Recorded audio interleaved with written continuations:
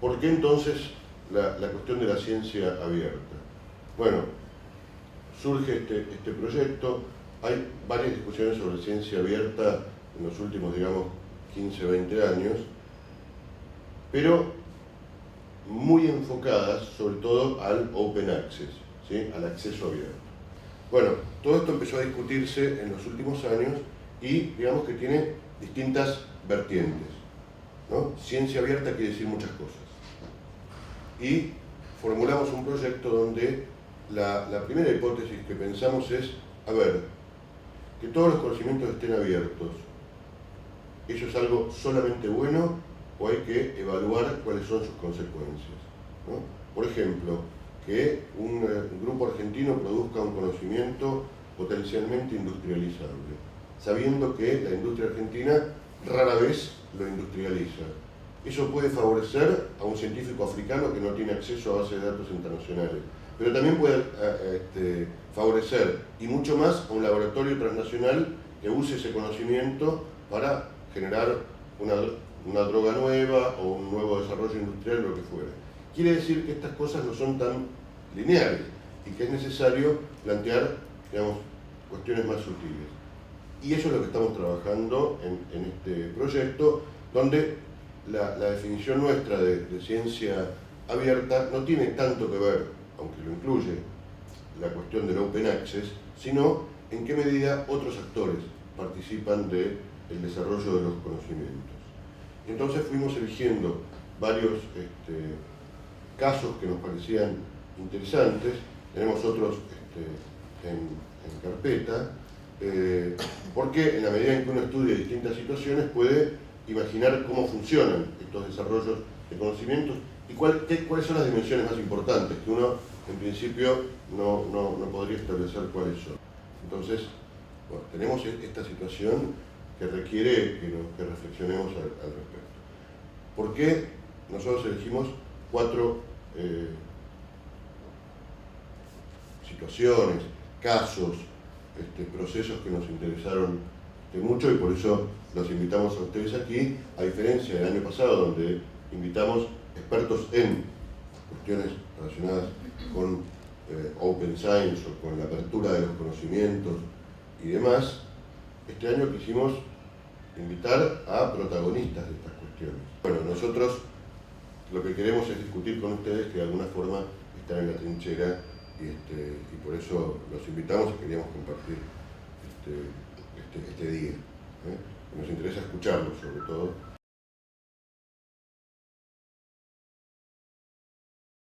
Es una problemática de relativa complejidad y tiene algunas similitudes y algunas diferencias con los demás casos de estudio en muchos sentidos. Por ejemplo, se podría pensar en términos de la magnitud de las personas afectadas, se podría pensar en términos de la territorialidad del problema. No es una problemática local únicamente, no es una problemática rural exclusivamente, de hecho la mayor incidencia está en los centros urbanos y últimamente se ha detectado en relación a la enfermedad una incidencia bastante más grande de la que se creía originalmente en países desarrollados que no tienen ni el clima ni las características que se pensaban asociadas con la transmisión de esta enfermedad. También tiene cierta complejidad por las dificultades históricas en la erradicación de la transmisión vectorial y sobre todo una de las cosas que nos interesa a nosotros es por la ausencia de tratamientos definitivamente confiables, efectivos. Yo estuve implicado en el proyecto Genoma de Trypanosoma cruzi. Encontré, digamos, una beta para poder aplicar esos conocimientos y ahí toda la problemática con la cual uno se enfrenta para poder hacer que sirvan para algo, ¿no? Que del laboratorio y de los papers, aparte del open access de los papers, que los productos o el conocimiento que uno está transmitiendo realmente pueda ser realmente útil y llegue a la población. Los métodos que fueran seleccionados como mejores tenían que ser esos protocolos, o sea, la receta, digamos, de cómo hacer después una receta de laboratorio, de cómo hacer ese método, tenía que ser publicada en una forma abierta para que todos tuviesen acceso y lo pudieran montar en su propio laboratorio, ¿sí? Entonces, esto se publicó en Blog Tropical Diseases, que es una revista de acceso abierto, y donde publicamos exactamente toda la receta, digamos, de cocina de los 4 métodos que fueron elegidos de los 50 y pico de métodos que mandaron todos los laboratorios. De tal forma que de ahora en más existe como lo que se llama un procedimiento operativo estandarizado para que cada uno pueda hacer en su laboratorio el mismo método. En base a esto pudimos tener acceso a presentarnos a convocatorias de acá del Ministerio de Ciencia y Técnica, que fue una convocatoria del Fondo Argentino Sectorial, que tenía como objetivo tratar de formar consorcios público-privados. A veces los papers los leen solamente los especialistas que tienen el tema y no llegan a la población más general. Entonces, a través de simposios tratamos de llegar más a la población en general, y últimamente se ha formado la Coalición Global de Chagas, que con un punto interesante, aparte de instituciones, ONGs que trabajan en estos temas, incluyen la Federaciones Nacionales e Internacionales de Pacientes. Y en las últimas reuniones sobre ensayos clínicos o sobre consensos están presentes los representantes de las Federaciones Nacionales de Pacientes. Incluso se forma una federación internacional. Con lo cual, digamos, ellos pueden adquirir el conocimiento, consultar las dudas, y lo interesante es que pueden ir a presionar a sus ministerios para que hagan algo con respecto a este conocimiento. Se sabe mucho del parásito, mucho del insecto, pero se sabe muy poco de las personas y de la realidad de las personas afectadas por el Chagas. Y no se sabe que se sabe muy poco. Hay poca gente que se lo cuestiona, porque cualquiera puede hablar de la enfermedad de la pobreza, de lo que significa una casa, digamos, de esta estigmatización que hay en torno a las casas de determinado material, digamos, hablar de todas esas cosas. Hablar de biología molecular es muy difícil si no sos biólogo molecular, pero hablar de todas esas cuestiones, seas lo que seas, es algo muy fácil de hablar y opinar, lamentablemente, porque hay cuestiones muy serias detrás de todos esos aspectos que se están escapando. En esta cosa de abrir la ciencia, de decir sentemos a todos los actores, guarda también con qué discurso y con qué fines, y por eso la gente de las asociaciones, acompañada de asesores como yo y otra gente, estamos, digamos, como diciendo, bueno, alerta, no es cuestión de si me asocio con cualquiera cuando está la industria farmacéutica en el medio, cuando está buenísimo que la industria farmacéutica tenga como, sí, soy acá, tengo a la persona afectada a mi lado, no es gratis, no es casual y no es siempre filantrópica el interés. Entonces, estas cosas de que la asociación o la federación se pone como parte de, o no, se saca, se discute, me parece que es algo re interesante para poner sobre la mesa también. Y es parte de, bueno, de toda esa maraña que hay en el medio de la producción de conocimiento científico.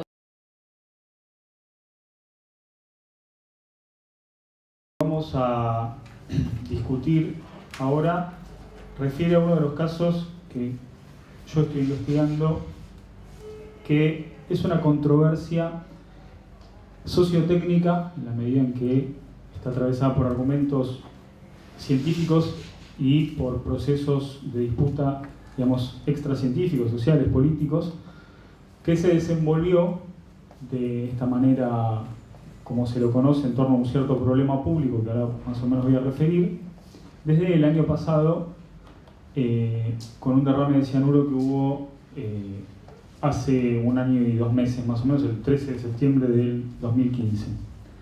Sin embargo, es un caso en donde los informes que se elaboraron sobre calidad de aguas, sobre contaminación de aguas, fueron elaborados de manera privada. La mayor parte de ellos, no todos, fueron, digamos, no solamente elaborados de manera privada, sino que tampoco tuvieron una producción colaborativa. Y además de eso, muchos rasgos de la explotación de la mina y de, digamos, el proceso social que compone, digamos, esta controversia, marcan distintos aspectos en donde hay restricciones para acceder al conocimiento científico por un lado, pero también a la información en términos más generales. Este caso es, y ya con esto les doy la palabra a Cindy y a Ana, este caso es valioso, a pesar de ser un caso negativo desde el punto de vista de UCSD, es valioso porque permite mostrar a grandes rasgos dos cosas. La primera es el hecho de que la ciencia y el uso y la producción y el uso social de la ciencia están muy manifiestos en las distintas partes y en cada una de las instancias de elaboración de estudios y de la manera que, digamos, tienen los distintos actores que operan acá de movilizar, de, digamos, utilizar y reproducir y modificar el conocimiento científico. Eso por un lado lo consideramos, por lo menos yo lo considero valioso y lo hace meritorio de ser estudiado. Y por otro lado porque muestra un aspecto importante en cuanto a las capacidades, a las habilidades, a las iniciativas de parte del público no científico a la hora de echar mano, ¿sí?, emprender, digamos, un camino sobre la ciencia para apropiarse efectivamente de ella y ponerla, poder utilizarla básicamente. Por lo tanto, sectores de la Universidad Nacional de San Juan y sectores científicos durante todo ese tiempo, desde que se instaló Valle, van a actuar en el territorio para, de alguna manera, desde la ciencia, todo el tiempo demostrar que no era contaminante la actividad, que no había ninguna posibilidad de accidente, que era dentro de todas las actividades económicas la más armoniosa con la naturaleza, que contaminaba menos que otro tipo de industria. Por el otro lado tenemos los grupos que lucharon, pero también va a haber un grupo dentro del campo científico que tenían una posición totalmente diferente a esa que se estaba imponiendo dentro del territorio sanjuanino. Van a ser demonizados y de alguna... La Asamblea forma un comité de estudios ambientales. En realidad ellos se dividen en comisiones. Desde el primer momento arman una comisión de comunicación, una de investigación, y yo estuve más que nada en contacto con las personas que estaban en la parte ambiental, el uso de imágenes satelitales o de Google Earth. Y bueno, contarles que, por ejemplo, en la zona de estudio desde el año 2008, en la zona del proyecto del Aero desde el año 2008 no hay buenas imágenes. La mayoría de los lugares de la cordillera están actualizadas las imágenes de Google, acá no. Nos cuesta mucho acceder a sistemas de información, a imágenes satelitales de alta calidad que sean gratuitas. El hecho de que las escombreras se hayan puesto en un área donde hay muchos procesos periglaciales también ha hecho que no haya un estudio serio de la ingeniería o de la construcción de la mina. Bueno, hubo un comunicado que aseguraban el derrame, pero decían que no había habido peligro, pero sin ningún tipo de información. El gobierno no dijo nada. Bueno, esa primera semana conforma una asamblea permanente todos los días, había asamblea todo el día, toda la tarde. Conforman un comité de emergencia en el municipio. Esto fue a partir de la comisión de ciencia que se arma dentro de la asamblea.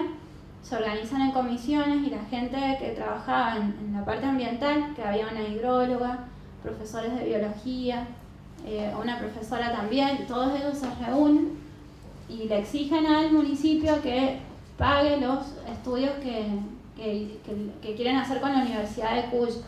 En la misma asamblea deciden no contratar a nadie de la Universidad Nacional de San Juan, porque en San Juan ha pasado algo, un poco lo que hablaba Cindy, de la hegemonía tan grande de poder, de que finalmente hay como una propaganda cotidiana hacia la minería.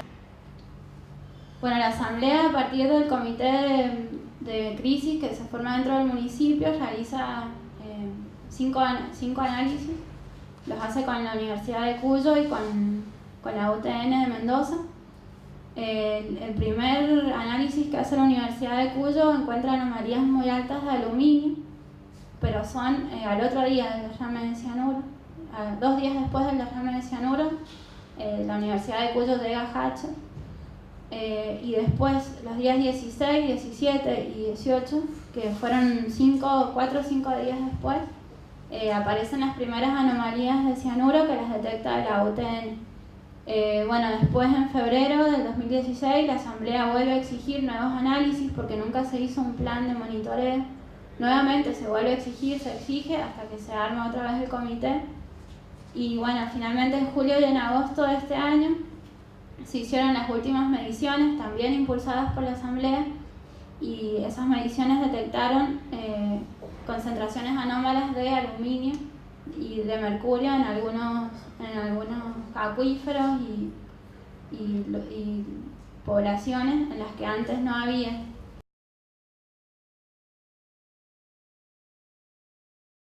Yo vengo trabajando en relación a este proyecto, intentando rastrear los procesos de producción colaborativa de conocimiento a quien le interese.